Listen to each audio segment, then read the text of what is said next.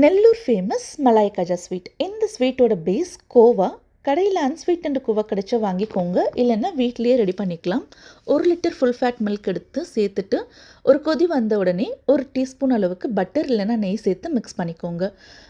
400 grams milk powder சேர்த்துட்டு நல்லா கலந்து கைவிடாமல் கலரிக்கிட்டு இருந்தோம்னா 15 மினிட்ஸில் அன்ஸ்வீட் அண்ட் கோவா ரெடி. எனக்கு 400 கிராம்ஸ் கோவா கிடச்சிருக்கு. எவ்வளோ கோவா எடுக்கிறீங்களோ அதுக்கு ஈக்குவல் போர்ஷனில் மைதா சேர்த்துக்கணும். மைதா 2 பார்ட்டாக டிவைட் பண்ணி சேர்த்துக்கோங்க. 200 கிராம்ஸ் மைதா சேர்த்துட்டு கொஞ்சம் பேக்கிங் பவுடரும் சேர்த்துருக்கேன். நல்லா மிக்ஸ் பண்ணிவிட்டு மிச்சம் இருக்கிற 200 கிராம்ஸ் மைதா இப்போ சேர்த்துருக்கேன். இந்த மாதிரி சாஃப்டாக பிசைஞ்சு எடுத்துக்கோங்க. டோ கொஞ்சம் சாஃப்டாக இல்லை ஹார்டாக இருக்குன்னு ஃபீல் ஆச்சுன்னா லைட்டாக பால் இல்லைன்னா தண்ணி சேர்த்து சாஃப்டனாக பிசைஞ்சுக்கோங்க. இது காயாமல் இருக்கிறதுக்கு ஆயில் அப்ளை பண்ணிவிட்டு 30 மினிட்ஸ் அப்படியே விட்டுறலாம். மீன்வைல் சுகர் சிரப் ரெடி பண்ணிக்கலாம். 1 கேஜி சுகரும் 1 லிட்டர் தண்ணி சேர்த்துட்டு நல்லா கொதிக்க விட்டுருங்க. சுகர் சிரப்புக்கு கன்சிஸ்டன்சி எதுவும் கிடையாது. கையில் எடுத்து தொட்டு பார்த்தீங்கன்னா பிசு பிசுன்னு இருக்கணும்.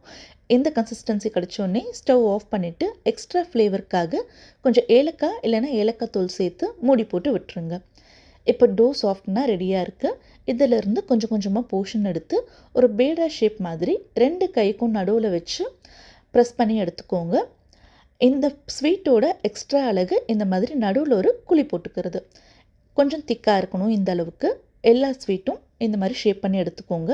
இப்போ இதை டீப் ஃப்ரை பண்ணி எடுத்துக்கலாம். லோ மீடியம் ஃப்ளேமில் வச்சு டீப் ஃப்ரை பண்ணுங்கள். ஹை ஃப்ளேமில் வச்சிங்கன்னா கோவா சேர்த்துருக்கிறதால சட்டுன்னு கருகிடும், ஆனால் வெந்திருக்காது. இந்த அளவுக்கு கோல்டன் ப்ரௌன் கலருக்கு வந்த உடனே இதை சுகர் சிரப்புக்கு ட்ரான்ஸ்ஃபர் பண்ணிடலாம். சுகர் சிரப் பாட் ஆனில் வச்சுக்கோங்க. ட்ரான்ஸ்ஃபர் பண்ணுறதுக்கு முன்னாடி எல்லா காஜாவும் சேர்த்துட்டு 5 மினிட்ஸ் வரைக்கும் சுகர் சிரப்பில் இதை பாயில் பண்ண விட்டுருங்க. ஆஃப்டர் 5 மினிட்ஸ் ஸ்டவ் ஆஃப் பண்ணிவிட்டு 4 ஹார்ஸ் வரைக்கும் சோக் பண்ண விட்டுறலாம். சுகர் சிரப்பில் 4 ஹார்ஸ்க்கு அப்புறம் இந்த மாதிரி சூப்பரான மலாய் காஜா ரெடியாக இருக்கும்.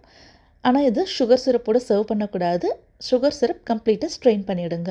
ட்ரையாக இருக்கக்கூடிய காஜாக்கு மேலே கொஞ்சமாக சுகரை ஸ்ப்ரிங்கிள் பண்ணிவிட்டு அதுக்கப்புறமா எடுத்து சாப்பிட்டு பாருங்கள். சூப்பராக இருக்கும். ரெகுலர் குலாப் ஜாமுன் ப்ராசஸ் மாதிரி இருந்தாலுமே இதோட ஃப்ளேவர் கம்ப்ளீட்டாக டிஃப்ரெண்ட்டாக இருக்கும். நீங்களும் கண்டிப்பாக ட்ரை பண்ணி பாருங்கள். தேங்க்யூ.